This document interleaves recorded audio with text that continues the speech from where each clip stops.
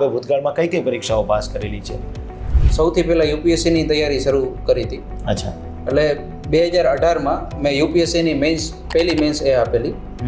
ત્યારબાદ આવનારી તમામ જીપીએસસીની મેન્સ અને એસટીઆઈની મેન્સ આપેલી છે. ડીવાયએસઓની મેન્સ મેં ક્યારેય આપેલી નથી. સર, અત્યારે આપ કઈ પોસ્ટ પર? જીપીએસસીની સૌથી પહેલી જાહેરાત એસટીઆઈ માટેની એડવર્ટાઇઝમેન્ટ નંબર 80 આવેલી હતી. ઓકે. એ અન્વયે જે એસટીઆઈની એક્ઝામ થઈ, યસ, 424ની ભરતી હતી અમારી.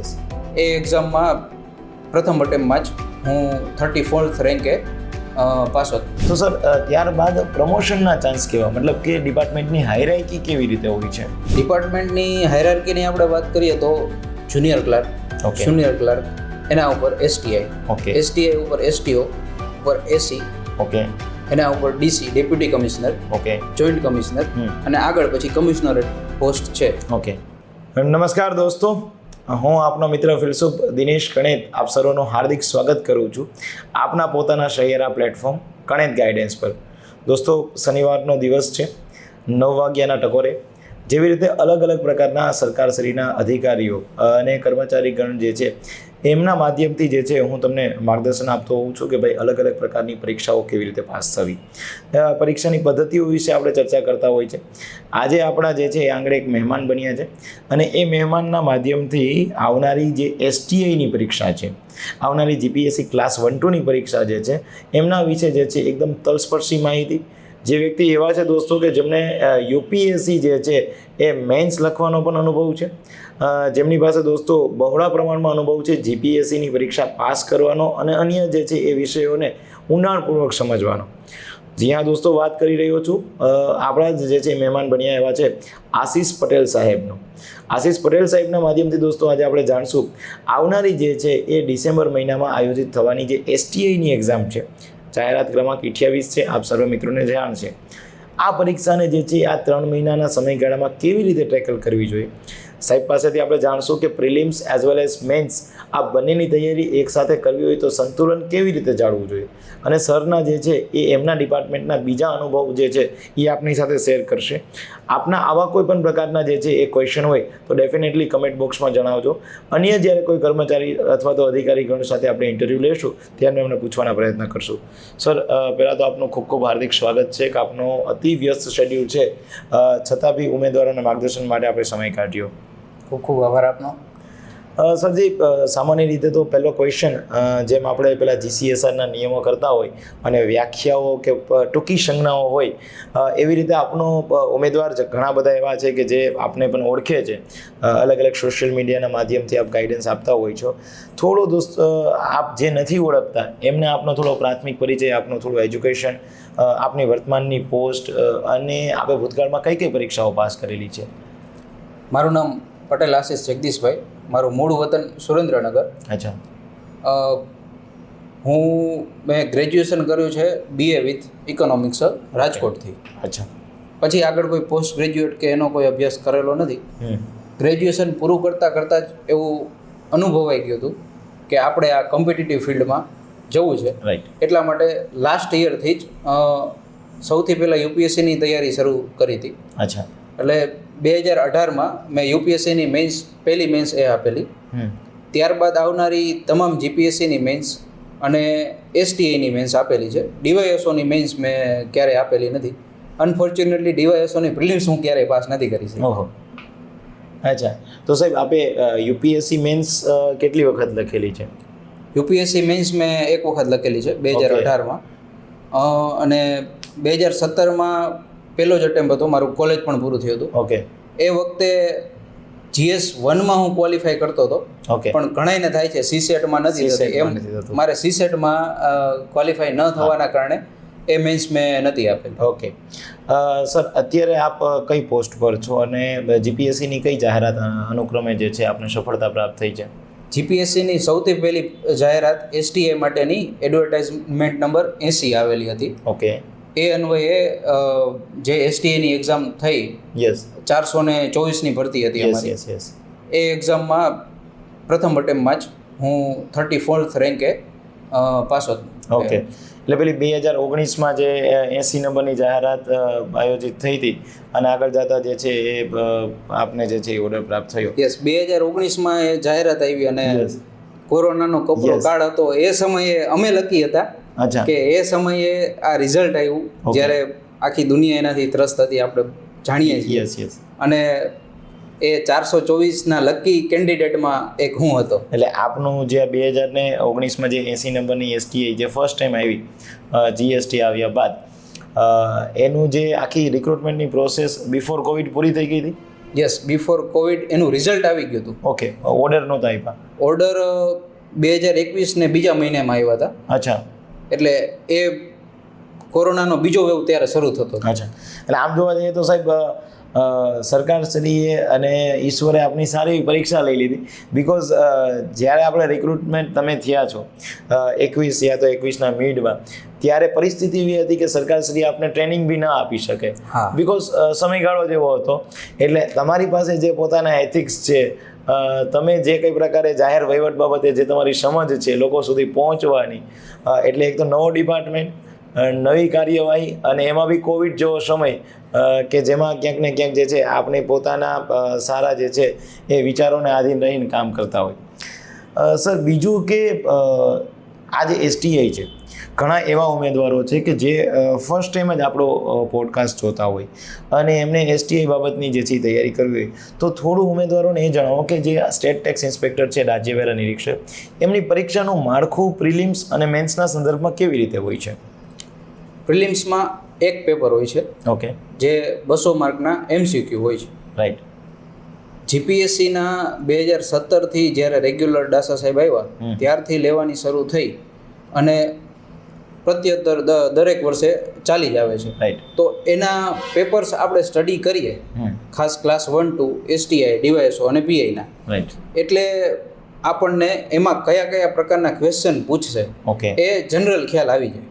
ઓકે. અને એસટીઆઈ પણ એવી રીતે ક્લાસ 1 to કે પીઆઈ કે બધાયમાં માળખું સેમ જ છે. ઓકે. એટલા માટે એમ અલગથી કોઈ પ્રશ્ન પૂછવામાં આવતા હોય એવું કાંઈ નથી. પણ જે જનરલ સ્ટડીઝમાં તમારે ભૂગોળ, હિસ્ટ્રી, પછી પબેટ, એથિક્સ, સાયન્સ એન્ડ ટેક, આ બધા વિષયો ઉપર જેમ આપણે જીપીએસસી ક્લાસ 1 2 માં તૈયારી કરીએ છીએ એવી જ રીતે એસટીએમાં કરવાની છે. ઓકે. આ પ્રિલિમ્સની વાત થઈ. ઓકે. એમાં 200 માર્કના એમસીક્યુ સાથે અને મેઇન્સમાં ટોટલ 4 પેપર આવે છે. ઓકે. તમામ પેપર 150 માર્કના, 2 લેંગ્વેજના પેપર, ગુજરાતી અને અંગ્રેજી, અને GS 1 અને 2. અચ્છા, એટલે આમ જોવા જઈએ તો પ્રિલિમ્સ જે છે એ 200 માર્કની થઈ, જેમાં અલગ અલગ હિસ્ટ્રીથી લઈ, જોગ્રાફીથી લઈ, polity, economics, science and tech, maths, reasoning અને કરંટ અફેર્સ. અને જે મેઇન્સ છે એ મેઇન્સમાં જે છે 150ના ઇક્વલ એવા 4 GS 1 2 અને લેંગ્વેજના પેપર. એટલે મતલબ કે આમાં જે પ્રિલિમ્સ છે સર, અને ફાઇનલ જે મેરિટ બને છે એ પ્રિલિમ્સ જે ક્વોલિફાઈંગ હોય કે પછી એમના માર્ક જે છે એ કાઉન્ટ થાય ફાઇનલ મેરિટમાં? ના, પ્રિલિમ્સ માત્ર ક્વોલિફાઈંગ સ્ટેજ છે. ઓકે. એમાં આપ ક્વોલિફાઈ કરી જાઓ એટલે તમને મેઇન્સ લખવાનો મોકો મળે, અને પછી મેઇન્સના તમામ પેપર છે એ તમારા ફાઇનલ મેરિટમાં એના માર્ક્સના આધારે તમારું ફાઇનલ મેરિટ છે એ ડિસાઇડ. એટલે મતલબ કે જે 150ના 4 છે, મતલબ કે જે 600 માર્કનો વેઇટેજ થયું મેન્સ એક્ઝામ માટે, એમાંથી જે મેરિટ બને અને એના આધારે જે છે એ ઉમેદવારોને પ્રેફરન્સ યાની કે મેરિટનો પ્રેફરન્સ મળશે. યસ. સર, આપે જે વાત કરી કે પ્રિલિમ્સ અને મેન્સ, દોસ્તો આપને ખ્યાલ આવી ગયો હશે હવે કે પ્રિલિમ્સ પરીક્ષા અને મેન્સ પરીક્ષાની પદ્ધતિ વચ્ચે શું તફાવત છે. સર પાસે દોસ્તો આપણે એ બી જાણી લઈએ કે સામાન્ય રીતે તમે કોઈ પણ પ્રકારનો યુટ્યુબનો જે છે એ પોડકાસ્ટ જુઓ, અથવા માની લો કે કોઈ પણ ઓફલાઈન જે છે કોઈ સેમિનાર અટેન્ડ કરી હોય સક્સેસ કેન્ડિડેટ સર જેવા હોય એમની પાસેથી, ત્યારે આપ ઓલવેઝ એક દ્વિધામાં હોય કે સર પ્રિલિમ્સ અને મેન્સ, લોકો ઓલવેઝ કહેતા હોય કે મેન્સની પ્રિપેરેશન જે છે એ જોડે જોડે કરવી, પ્રિલિમ્સની સાથે કરવી. આ સર દરેક ઉમેદવારનો પ્રશ્ન હોય છે કે જ્યારે કોઈ સક્સેસ કેન્ડિડેટ કહી તો દે છે બિકોઝ એ સક્સેસ છે કે ભાઈ મેન્સની પ્રિપેરેશન આ પ્રિલિમ્સના સમયગાળાથી જ કરી દઉં, પણ જે ન્યૂ કમર્સ છે, જેમને હજી તો પ્રિલિમ્સ બાબતનું સફિશિયન્ટ નોલેજ નથી, બિકોઝ હજી તો એ પ્રિપેરેશનની શરૂઆતની જર્નીમાં છે, તો સર આપના માધ્યમથી જો ઉમેદવારને એ જાણવા મળે કે પ્રિલિમ પરીક્ષા અને મુખ્ય પરીક્ષા આ બે વચ્ચે સંતુલન કોઈ ઉમેદવારોએ જાળવવું હોય તો સંતુલન કઈ રીતે જાળવી શકાય અને સામાન્ય રીતે કયા એવા ટોપિક છે જીએસમાં અથવા તો લેંગ્વેજમાં કે જેના આધારે મેન્સનો સ્કોર સારો થઈ શકે? મેઇન્સ અને પ્રિલિમ્સમાં આપણે જોઈએ ને તો એથિક્સ અને પબેટ આ છે એ મુખ્યત્વે મેઇન્સમાં પૂછાતા સબ્જેક્ટ છે. ઓકે. એના સિવાયના તમામ સબ્જેક્ટ છે તમારે પ્રિલિમ્સમાં આવી જાય છે. અચ્છા. એટલા માટે હવે હિસ્ટ્રી છે, પોલિટી છે, આ એવા છે કે જેમાં ચોપડીની બહાર પૂછવાના ચાન્સીસ ઓછા છે. અચ્છા. એ પછી પ્રિલિમ્સના કોઈ ક્વેશ્ચન હોય તોય ભલે અને મેઇન્સના કોઈ પણ ક્વેશ્ચન હોય તોય ભલે. એટલે આ બે સબ્જેક્ટ એવા છે કે જે તમને વધુ સ્કોર અપાવી શકે, કેમ કે ચોપડીમાંથી જ પૂછાશે, એમાં કોઈ એપ્લાઇડનો ચાન્સીસ છે પણ ઘણો ઓછો છે, એ ફેક્ચ્યુઅલ જ પૂછવાનો વધારે ચાન્સીસ છે. તો એ બે એવા સબ્જેક્ટ છે જેમાં તમે વધારે ભાર આપો તો એમાંથી તમે મેક્સિમમ આઉટપુટ લઈ શકો. ઓકે. એના સિવાયના જે છે economics, science and tech, current affair, આ એઝ કમ્પેર ટુ થોડા વેગ થઈ જાય અને વાઇડ થઈ જાય. તો એમાં આપણે જેટલું ઇન્વેસ્ટ કરીએ એટલું જ આઉટપુટ મળે એના ચાન્સીસ ઓછા છે. એટલા માટે મેઇનલી આ ટોપિક્સને એવી રીતે તૈયાર કરી શકાય કે કરંટને આપણે સાથે રાખીએ અને એ મુજબ ઇકોનોમિક્સ કે સાયન્સ એન્ડ ટેક છે એ તૈયાર કરીએ. ઓકે. એટલે જે સાયન્સ એન્ડ ટેક છે, ઇકોનોમિક્સ છે, એમાં કરંટ બેઝ થોડું આપણે વધારે જાય તો ઉમેદવારોને પ્રિલિમ્સમાં ખાસ બેનિફિટ રહેશે. મેન્સમાં તો પછી એને કોન્સેપ્ટ ક્લિયર કરવો જ પડશે કે ભાઈ ફુગાવો શું છે, ગરીબી નાબૂદીના સરકારશ્રીના પ્રયત્ન કેવા છે. સર, બીજું આપે જે બહુ સારી વાત કરી દોસ્તો, સામાન્ય રીતે પોડકાસ્ટમાં સરકારશ્રીના અધિકારીગણ જે છે એ ડેફિનેટલી આપણે સારું જ માર્ગદર્શન કરતા હોય, પણ અહીંયા સાહેબના માધ્યમથી મને એક કન્ક્લુઝન મળ્યું કે બીજા બધા વિષયો જે સામાન્ય છે, સામાન્ય ઇન ધ સેન્સ જે દરેક વ્યક્તિને ખ્યાલ છે, પરંતુ જે પબેટ છે, જે નીતિશાસ્ત્ર છે, એથિક્સ છે, સર આના માટે ઉમેદવારોએ સ્પેશિયલ કંઈ તૈયારી કરવાની જરૂરિયાત પડે કે એના માટે કોઈ બુક આવે છે અથવા તો કોઈ બીજા માર્કેટમાં સોર્સ છે? બિકોઝ હમણાં જ આપને ધ્યાનમાં હશે દોસ્તો, જ્યારે હું અને સર આ પોડકાસ્ટ શૂટ કરીએ છીએ ત્યારે સર અત્યારે જે STI છે 28 નંબરની જાહેરાત છે કરન્ટલી, જે ડિસેમ્બરમાં આયોજિત થવાની છે. એની સાથે સાથે 29 નંબરની એક જાહેરાત આવેલી છે assistant manager Gujarat civil supply corporation લિમિટેડમાં. એ વન ટાઈપ ઓફ ટેકનિકલ છે સર. ટેકનિકલ આપણે એટલા માટે કહીએ કે એમાં જગ્યાને લગતી માહિતી પૂછે છે. તો એમાં એવું છે કે 300 માર્કના પેપરમાંથી 100 માર્કનું GS એઝ ઇટ ઇઝ આવે છે, GPSCની પેટર્ન, અને 200 માર્કમાંથી સર નકરા જાહેર વહીવટ અને નીતિશાસ્ત્રના છે. એટલે શાયદ કોઈ એવા ઉમેદવાર છે કે જેને બંનેમાં અપ્લાય કર્યું, બિકોઝ એ પોસ્ટ બી એની ગ્રેજ્યુએટ બેઝ છે. તો આપણે STIમાં જે છે પૂરેપૂરા 200નું જે છે એ એથિક્સ કે નીતિશાસ્ત્ર કે ભાઈ જાહેર વહીવટ નથી, પણ આના માટે સર સ્પેશિયલી કંઈ ઉમેદવારોને આપના તરફથી કંઈ ગાઈડન્સ મળી રહે?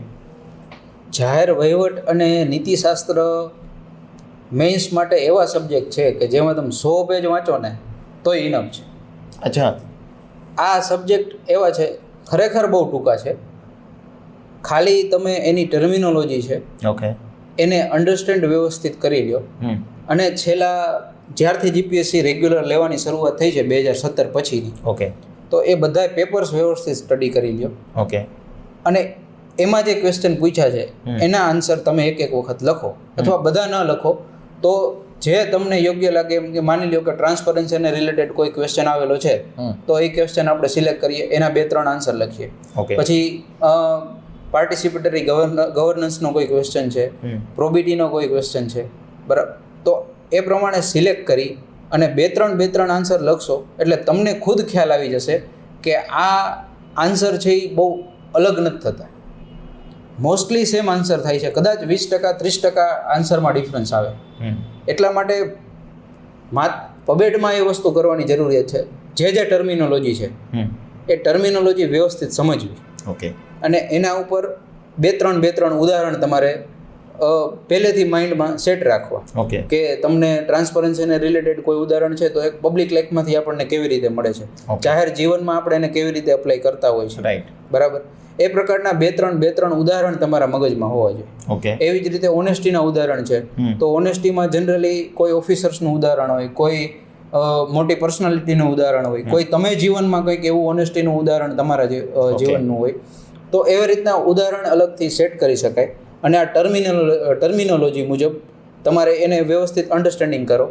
એટલે પબેટનો કોઈ આન્સર એવો ના હોય કે જે તમે એનો કોઈ ક્વેશ્ચન એવો ન હોય કે જેનો તમે આન્સર ના કરી શકો. બહુ સામાન્ય છે. તમે માત્ર એની લખવાની પ્રેક્ટિસ કરશો ને એટલે તમારા આન્સર એમાં સુધરશે.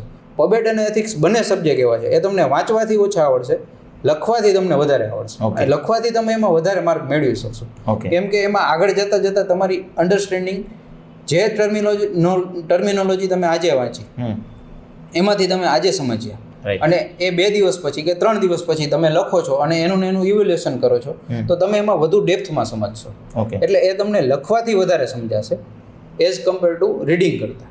એટલે એમાં તમે કોઈ પણ 100 પેજનું મટીરિયલ તમને કોઈ પણ ઇન્સ્ટિટ્યૂટનું ગમે એ વાંચી લ્યો, સમજી લ્યો, અથવા નેટ ઉપરથી કોઈ પણ ઉદાહરણ કે આ ટર્મિનોલોજીસ છે એને સમજો અને એના બસ આપણે જીપીએસસીના જે પેપર છે એને લખવાનો પ્રયત્ન કરો. એટલે કોઈ પણ આવનારો ક્વેશ્ચન હશે ને એને તમે નહીં ટેકલ કરી શકો ને એવું નહીં બને. દોસ્તો, ઘણીવાર આપણે એવું કહેતા હોય કે ભાઈ સ્પર્ધાત્મક પરીક્ષા આમ તો રોકેટ સાયન્સ નથી છે, બિકોઝ લોકો અગાઉ બી પાસ થયા હતા અને માની લો કે આપની પહેલાંય કોઈક પાસ થયું હતું ને આપના પછી એ પાસ થશે. આ એવું નથી કે પહેલી જ વખત કોઈ પાસ થયા હતા, પણ ઓલવેઝ એઝ અ ફેકલ્ટી તરીકે સર જેવા જે પાસ થયેલા ઉમેદવાર છે, એમના અધિકારી શ્રીગણ છે, એમનામાં એવું કહેવાતું હોય કે ભાઈ હાર્ડવર્ક કરતાં સ્માર્ટ વર્ક કરો તો આપના માટે વધારે યોગ્ય જણાશે.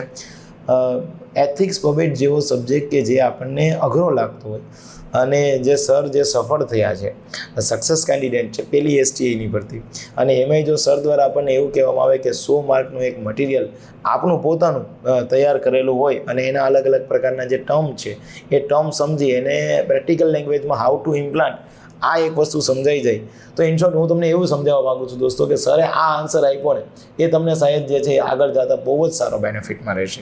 બીજા બધા સબ્જેક્ટ તો ડેફિનેટલી મળવાના જ છે. સર, બીજી એક બાબત કે આપણે પ્રિલિમ્સની વાત કરી, આપણે મેન્સની વાત કરી, બંને વચ્ચે સંતુલન કેમ જાળવવું એની વાત કરી.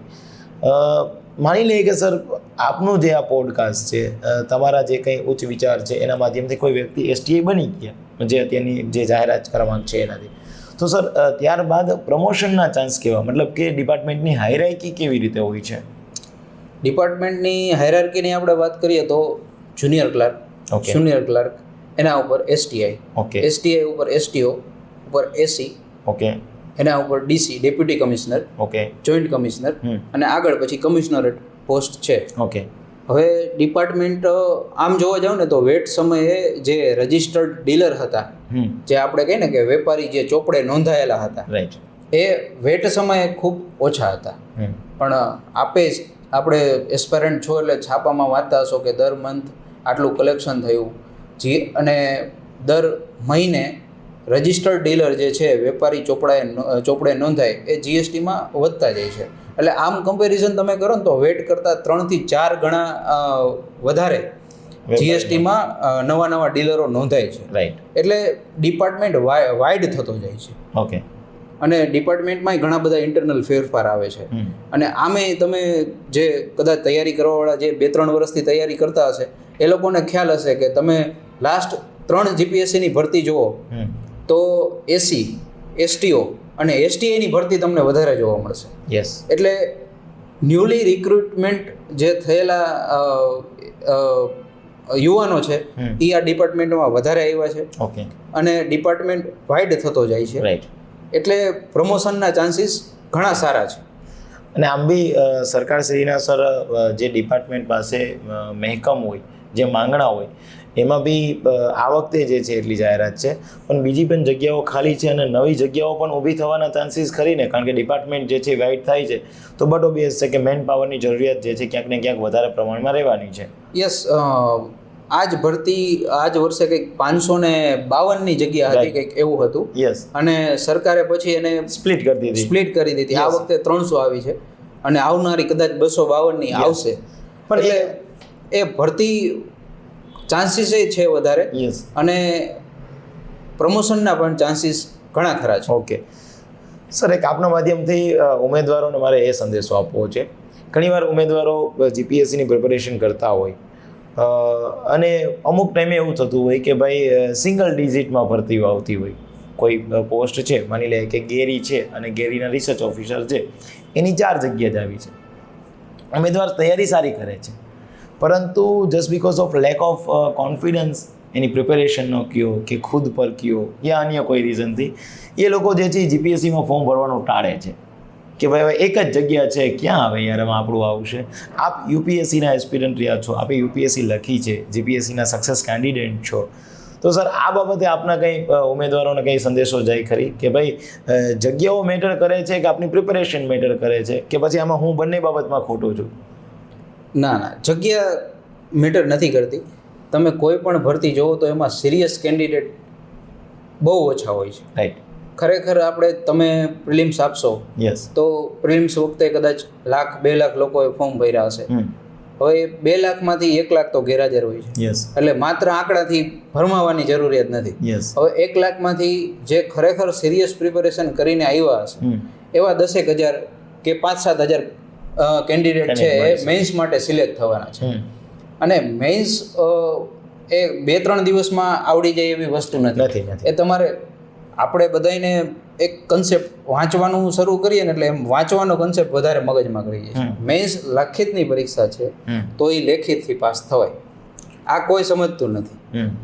અને અમે જ્યારે પ્રિપેરેશન કરતા ત્યારે આઈએએસ છે અત્યારે મિહિર પટેલ, એમનો એક સેમિનાર અટેન્ડ કરેલો. મને એમની એક વાત યાદ આવે છે. એ કહેતા કે તમારે જીપીએસસીમાં પાસ થવું હોય કે યુપીએસસીમાં પાસ થવું હોય, તમે જો લેખિતની પરીક્ષા પાસ કરવાની હોય તો તમારે લખવું જોઈએ.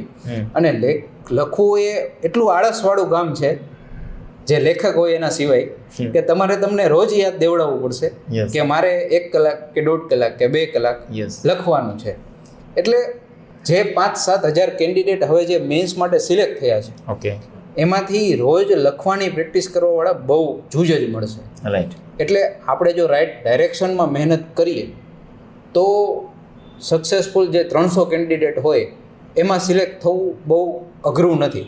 નો ડાઉટ એક્ઝામ છે એટલે 300માંથી જે 5,000માંથી 600, 700, 800 જણા તો ખરેખર સિરિયસ પ્રિપેરેશન કરવાવાળા હશે. પછી લકે મેટર કરે છે.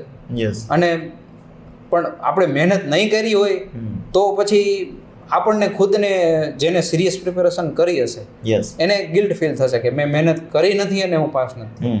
લક આપણા હાથમાં છે નહીં તો એના વિશે આપણે ચિંતા કરાય નહીં.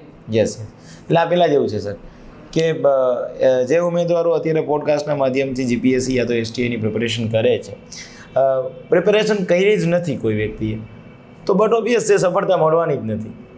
પણ શાયદ મેન્સ બાબતે પ્રિપેરેશન કરી તો એક બાજુ ચાન્સ એવા છે કે એમને સક્સેસ મળે. નથી જ કરી છે તો બટ ઓબ્વિયસ છે કે ભાઈ એ નથી જ મળવાનું છે, એમાં સક્સેસનો કોઈ રેશિયો છે જ નહીં.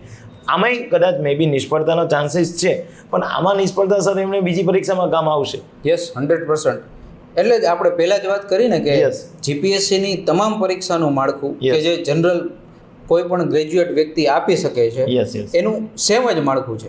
આજ કદાચ તમે એસટીએમાં સફળ નથી થતા પણ તમે મહેનત બહુ વ્યવસ્થિત કરેલી છે તો ડીવાયએસઓની ભરતી આવવાની છે, ક્લાસ 1-2ની બીજી ભરતી આવવાની છે, પીઆઈની ભરતી આવવાની છે. તો તમને બધી જગ્યાએ ઉપયોગી થશે. જેમ જેમ તમે વ્યવસ્થિત એક વખત સારી પ્રિપેરેશન કરી હશે તો સરળતાથી તમને આગળ રહેશે, આગળ તમને સરળતા રહેશે. દોસ્તો સરે એક તો આપણને પહેલેથી લઈ અને આખી સિસ્ટમેટિકલ રીતે જે છે એ એસટીએની તૈયારી બાબતે જે છે એ સમજાયું. સર અંતિમ પડાવ ઉપર આપણે જઈએ, ઉમેદવારોને આપનો પોડકાસ્ટ જોઈને એકદમ પેલી થનગનાટ વિપળો હોય કે ના હવે તો આશીષ પટેલ સાહેબ જેવું બની જવું છે અને એસટીએ પાસ થવું છે. તો સર આપ જ્યારે પ્રિપેરેશન કરતા હોય, આપ વર્તમાનમાં બી આટલા જ એક્ટિવ છો સ્ટડી પર્પઝથી, ઘણા બધા ઉમેદવારોને આપ ગાઈડ બી કરતા હોય છો, આપના ઓફિસ દરમિયાન બી આપને ઘણા કોલ આવતા હોય છે, એ હું જોતો હોઉં છું. સર આઈડિયલ બુક લિસ્ટ અથવા તો આમ તો જનરલી દરેક પબ્લિકેશનના પુસ્તકો સારા જ આવતા હોય, પણ દરેક સબ્જેક્ટમાં એક પુસ્તકો પસંદ કરવું હોય તો આઈડિયલ પુસ્તક કયા હોવા જોઈએ? બીજા બી પુસ્તકો સારા જ છે પણ આપના માધ્યમથી. આઈડિયલ પુસ્તકમાં પોલિટીમાં એકમાત્ર પુસ્તક તમે કહી શકો કે જે આઈડિયલ છે કે લક્ષ્મીકાંત, એની બહાર લગભગ તમારે પ્રિલિમ્સ કે મેઇન્સમાં બહુ નથી જતું. બાકી બીજા બધા સબ્જેક્ટમાં તમારે બધી જગ્યાએથી થોડું વાંચવું પડશે. જેમ કે હિસ્ટ્રી છે તો હિસ્ટ્રીમાં આપણે ચોલ પલ્લવ ને આ બધા રાજાઓ છે તો એની ડિટેલ્સ વધારે તમિલનાડુની જે બુક છે એમાં વધારે સારી આપેલી છે. પછી જે મૌર્ય અને ગુપ્ત સામ્રાજ્ય છે તો એની ડિટેલ્સ વધારે તમને જીસીઆરટીમાંથી સારી મળશે. અને બીજું છે કે અલગ અલગ પબ્લિકેશન્સના તમને બુક્સ ને એ બધું મળી જશે, પણ એમાંય એ લોકોએ ફિલ્ટર કરીને ઇન્ફોર્મેશન આપેલી હશે. તો આ જીસીઆરટી, એનસીઆરટી અને ખાસ જે ઓથોરાઇઝડ ગવર્મેન્ટની જે આ બધી ટેક્સ્ટ બુક છે એ ભાષામાં લખવામાં આવી હોય છે કે જે તમને અન્ડરસ્ટેન્ડિંગમાં વધારે ઉપયોગી બને. એટલા માટે કોઈ રેડી રેકનર કરતાં તમે તમારી જ પોતાની નોટ્સ બનાવો. અને આ જેમ તમિલનાડુ એનસીઆરટીની બુક, તમિલનાડુની બુક છે તો એમાંથી ચોલો અને પલ્લવો છે એ બહુ સારું આપેલું છે. તો એવી જ રીતે જીસીઆરટીમાં આ મૌર્ય અને ગુપ્ત ને એના બધા સારા આપેલા છે. તો એમાંથી કલેક્ટ કરી અને તમારી રીતે તમારી નોટ્સ બનાવો અને એને વારંવાર રિવાઇઝ કર્યા રાખો. એ વધારે ફાયદાકારક રહેશે. અને સર એક આપણે કીધું ડેફિનેટલી સાચી વાત છે, જીસીઆરટી, એનસીઆરટી અથવા તો પેલા એનઆઈઓએસના પુસ્તકો, એનઆઈઓએસના પુસ્તકો અને એક તમિલનાડુ બોર્ડના પુસ્તકો. સર, જે યુનિવર્સિટી ગ્રંથ નિર્માણ બોર્ડ છે ગુજરાત સરકાર દ્વારા જે છે એ એક પબ્લિકેશન બહાર પડતું હોય છે. યુનિવર્સિટી ગ્રંથ નિર્માણ બોર્ડના અલગ અલગ પુસ્તકો આવતા હોય, એ પ્રિલિમ્સ એઝ વેલ એઝ મેન્સમાં ઉપયોગી કન્સર્ન જે સબ્જેક્ટ હોય એમાંથી થઈ શકે ખરી? મેં મારી પ્રિપેરેશન દરમિયાન યુનિવર્સિટી ગ્રંથ નિર્માણ બોર્ડના વાંચેલા નથી પુસ્તકો, મને અનુભવ નથી, પણ તમને કદાચ કોઈ કહે અને તમને એવું લાગતું હોય કે જીપીએસસીનો કોઈ પરફેક્ટ ટોપિક છે એમાંથી બહુ સારી રીતે મળે છે તો આપણે વાંચવો જોઈએ. બાકી 400, 500 પેજની બુક વાંચીએ અને એમાંથી આપણે ખાલી લખવાના છે 200 શબ્દ, તો એમાં આખી થરલી વાંચવી અને એમાં હું નથી માનતો. પણ ટોપિક તમને કોઈ એવો લાગે, કોઈ સજેસ્ટ કરતા અથવા તમને વાંચતા એવું લાગે કે આ વાંચવા જેવો ટોપિક છે ને બહુ સારો છે, મને આમાંથી કંઈક યુનિક મટીરિયલ મળી જાય છે, તો ટોપિક વાઇઝ એમાં જવું યોગ્ય રહેશે એની કરતાં કે આખી બુક વાંચીએ.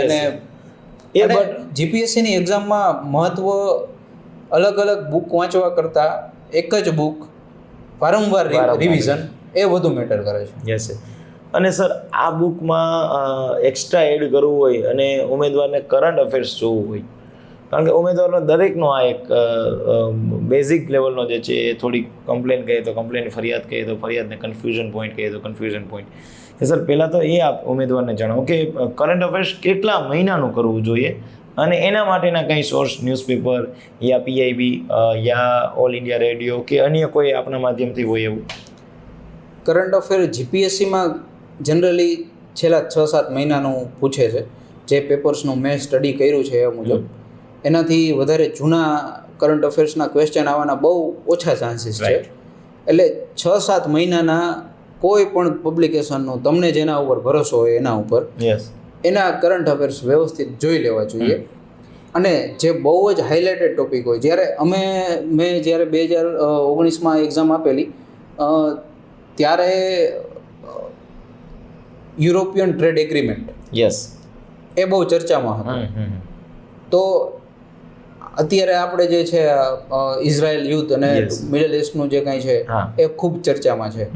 તો આવા સબ્જેક્ટ જે ખૂબ જ ચર્ચામાં રહેલા હોય એ તમારે વધારે પ્રિફરેબલી ન્યૂઝપેપરના કોઈ પણ આર્ટિકલ હોય એમાંથી કરવા જોઈએ. કેમ કે આ ટોપિક છે એ એવા છે કે જેમાં બધાને એવું લાગે છે કે આમાં કંઈક પૂછાવાનું ચાન્સીસ છે. તો બધાએ પોતપોતાની કોઈ પણ મટીરિયલ્સ હશે, કોઈ લિબર્ટી વાંચતું હશે, કોઈ યુવા ઉપનિષદ વાંચતું હશે, કોઈ પણ, તો એમાંથી જ બધાનું નોલેજ આવવાનું છે. બરાબર? તો ઓવરઓલ આમ જોવા જાવ તો સેમ થશે, પણ જે આ ટોપિક એવા છે કે જેમાં તમે ઇન્વેસ્ટ કરશો તો એનો તમને પ્રશ્ન પૂછાવાનો ચાન્સીસ વધારે છે. તો એવા જે ટોપિક છે એ તમારે તમારી રીતે ન્યૂઝપેપરના આર્ટિકલ્સમાંથી સ્ટડી કરવો જોઈએ. અને બાકી જેમ જેમ આપણે વાંચતા જઈએ એમ આપણે ખ્યાલ આવતો જાય કે આ ટોપિક છે એ પૂછાવાનો ચાન્સીસ ઓછો છે, તો એ પછી કોઈ પણ કરંટ અફેરનું મટીરિયલ છે એમાંથી તૈયાર કરવો જોઈએ. જે વધારે ચાન્સીસ છે પૂછાવાના એને આપણે થોડું અલગ રીતે પ્રિપેરેશન કરવું જોઈએ. એટલે આમ જોવા જઈએ તો સર જીપીએસસી જે રીતે એક્ઝામ પેપર સેટ કરે, મને યાદ છે ત્યાં સુધી સર આપની 2019ની ભરતી છે, હવે તો થોડા પેપર ડેફિનેટલી હાર્ડ નીકળે છે, પણ તમારી સમયે જ્યારે દાસા સાહેબ તો સાચા અર્થમાં પરીક્ષા લઈ જ લેતા હતા, કારણ કે લગભગ હું ભૂલતો ન હોય તો 2019ની તમારી જે ભરતી રહી 80 નંબરની, એમાં પ્રિલિમ્સનું કટ ઓફ પણ કંઈક 200 માર્કમાંથી 60-70 કંઈક નિયર અબાઉટ એટલું જ હતું. No doubt category wise variation રહેતું હોય, એમાં બાજુ મેલ ફિમેલ એ બંને રહેતું હોય, પણ ત્યારે આટલું બધું નીચે કટ ઓફ રહેતું હતું, બિકોઝ પેપરનું લેવલ એટલું બધું ટફ થઈ ગયું છે કે લોકો સાચા અર્થમાં જે સાચો કેન્ડિડેટ છે એ જ નેક્સ્ટ એક્ઝામ માટે ક્વોલિફાઈ થશે. એટલે માની લો કે આપણે જે રીતે ગાઝાપટ્ટીની વાત કરી, ઇઝરાયલની વાત કરી, એટલે જેમ બાંગ્લાદેશનો જે વિવાદ રહ્યો, તો બાંગ્લાદેશના વિવાદમાં આજે સામાન્ય વ્યક્તિ બધાને શેખ હસીના નામ જે છે એ ખ્યાલ છે, પણ બાંગ્લાદેશમાં સત્તા પલટા બાદ બાંગ્લાદેશ સાથે ભારતના સંબંધો કેવા, આર્થિક દ્રષ્ટિએ અથવા તો રાજદ્વારી દ્રષ્ટિએ, એ ઉમેદવારો જે છે એ બ્રોડ વ્યૂથી વિચારી લે તો એને પ્રિલિમ્સ એઝ વેલ એઝ મેન્સમાં બંનેમાં કામ આવશે, અને કદાચ ક્લાસ 1-2ની એક્ઝામ આપ્યા બાદ એ કદાચ ઇન્ટરવ્યૂ કન્ડક્ટ કરતા હોય તો બી એમને કામ આવશે. યસ તમારી પ્રિપેરેશન તમે જ્યારે વાંચવાનું શરૂ કરો ને ત્યારથી જ મેન્સ, પ્રિલિમ્સ અને ઇન્ટરવ્યૂની એક કન્ટિન્યુઅસમાં જ થાય છે. રાઈટ. આપણે સામાન્ય રીતે કેમ એક કંઈક કહેવત છે કે કોઈ પણ ઇન્વેન્શન થાય ને એનો પહેલાં જન્મ મનમાં વિચારમાં થયેલો હોય છે. એવી રીતે તમે જ્યારે પ્રિપેરેશન કરતા હોય તો તમારે ઇમેજિન કરવાનું છે કે હું જે આ ટોપિક વાંચું છું એનો મેન્સમાં કેવો ક્વેશ્ચન આવી શકે છે, આમાંથી પ્રિલિમ્સમાં કેવી રીતનું પૂછાઈ શકે છે. તો આપણે વાંચીએ ત્યારે જ એ બાયફર્કેશન કરી દઈએ તો એને જ્યારે અપ્લાય કરવાનું થશે ત્યારે બહુ સરળતાથી આપણે એને રિકોલ કરી શકીશું. એટલે વાંચવા સમયે જ આપણે એ પ્રકારની પદ્ધતિ અપનાવીએ છીએ. અને બીજું સરે જે દોસ્તો વાત કરી ને કે જૂના પેપરો ખાસ આપે જોવા, પીવાયક્યુ ખાસ, આ જે પીવાયક્યુ 2016-17 બાદ કન્ટિન્યુ સરકારશ્રી અને જીપીએસસીના માધ્યમથી પરીક્ષાઓ કન્ડક્ટ થાય છે, એ હું તમને દોસ્તો આપણી ટેલિગ્રામ ચેનલ કણેત ગાઈડન્સમાં એક મર્જ કરેલી ફાઇલ છે, જેમાં એસટીઆઈ, ડીવાયએસઓ, પીઆઈ અને 1-2 ઇવન તો આરએફઓના પણ પેપર એક મર્જ કરેલા છે, જેમાં આપણે આરએફએનું ટેકનિકલ જે છે એ ન જોતા જીએસના પોર્શન જોઈ લેશું. એટલે હું તમને એક મેન્સ માટેની અલગ પીડીએફ મર્જ કરેલી મોકલી દઉં છું, અને એક જે છે એ પ્રિલિમ્સની મોકલી દઉં છું, જેથી કરીને તમારે સરે જેમ વાત કરી એનું એવોલ્યુશન કરવું હોય તો સારી રીતે એવોલ્યુશન કરી શકો, તમને ખ્યાલ આવે કે કેવા પ્રશ્ન કયા ટોપિકમાંથી પૂછાય છે, સ્ટેટમેન્ટ કન્ક્લુઝનવાળો ક્વેશ્ચન કેવી રીતે બને છે. સર છેલ્લો એક ક્વેશ્ચન આપણે પૂછું, આપની તૈયારી દરમિયાન આપના પરિવારનો જે છે એ અથવા તો સમાજ એટલે આપણે ગુજરાત સમાજ, એનો કેવો રોલ રહ્યો છે? પરિવાર અને ખાસ મારા મિત્રો બધાનો ખૂબ સપોર્ટ રહ્યો, કેમ કે વાત કરીએ છીએ ને આપણે પ્રિપેરેશનની, ખાસ મેન્સની પ્રિપેરેશન છે એમાં તમારે લખવાનું હોય છે. તમે જ તમારા સાચા ઇવેલ્યુએશન બની શકો, નો ડાઉટ, પણ શરૂઆત તમે જે આન્સર લખો છો એ તમે 2-4 જણાનું ગ્રુપ હોય અને એ લખતું હોય તો ખરેખર કોણ અલગ અલગ રીતે અલગ અલગ ફેક્ટ્સને રિપ્રેઝન્ટ કરે છે એ તમને વધારે ત્યાંથી શીખવા મળશે. એટલે ખાસ મારા મિત્રો અમે બધા સાથે મળીને લખતા અને પ્રિપેરેશન કરતા અને એકબીજાનું જોતા, એટલા માટે સૌથી વધારે એ ગ્રુપમાંથી ફાયદો થયો. અને બાકી આપણા મા બાપનો તો આપણને સપોર્ટ હોય જ તે, પણ એમની પાસે જ્ઞાન ન હોય પણ એ આપણને બીજી રીતે સપોર્ટ તો હોવાની જ છે યાર. જે આપણી દેશી ગુજરાતી વાત કરીએ છીએ કે એની દૂરદ્રષ્ટિ હોય કે ભાઈ પેરેન્ટ્સ કદાચ ગ્રામ્ય કક્ષાએ રહેતા હોય, ચલો જે તે વખતે એમને એજ્યુકેશન ન મળ્યું, એમાં એમનો કોઈ પ્રશ્ન નથી, પણ ત્યારે એજ્યુકેશન સિસ્ટમ નહોતી, અવેરનેસ નહોતી, પણ એ તમને એટલું તો કહે કે બેટા તું શહેરમાં જા અને ત્યાં જઈને ભણ, ત્યાં જઈને તું કોલેજ કર, અહીંયા કોલેજ કરવા જેવું નથી, એની દૂરદ્રષ્ટિ તો હોય જ છે. એટલે દોસ્તો સરના માધ્યમથી આપણે જે ખ્યાલ આવ્યો ને કે ભાઈ મિત્રોનો ખાસ સપોર્ટ રહ્યો છે, એમાં મિત્રોનો સપોર્ટ રહ્યો એ મેન્સ પરીક્ષામાં, મુખ્ય પરીક્ષા માટે.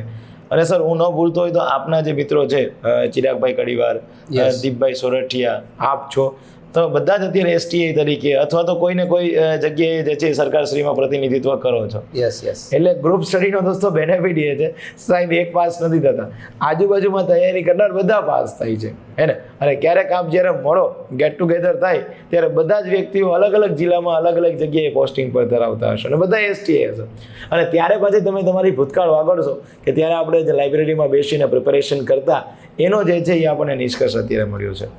તો આ પોડકાસ્ટના માધ્યમથી દોસ્તો તમને એથી લઈ અને જેટ સુધીની એસટીએની પરીક્ષા પાસ કરવા માટેનું prelims as well as mains, તમારું પબેડ, આપણું ઇથિક્સ, આ બધા જ ટોપિક જે છે એ સરના માધ્યમથી આપણે જાણ્યા છે. આ બધા જ લોકો સફળ થાવ એવી મારી તમને શુભકામનાઓ છે. અને આવતા શનિવારે ફરીથી જ આવા અધિકારીગણ સાથે જે છે એ સાંજે 9 વાગ્યાના ટકોરે ફરીથી મળશું. સર આપનો ફરી એક વખત ખૂબ ખૂબ આભાર કે આપના અતિ વ્યસ્તમાંથી જે છે વ્યસ્તના શેડ્યુલમાં આપણે સમય કાઢ્યો અને ઉમેદવારોને માર્ગદર્શન આપ્યું. દોસ્તો આવજો, bye, see ya and wish you all the very best.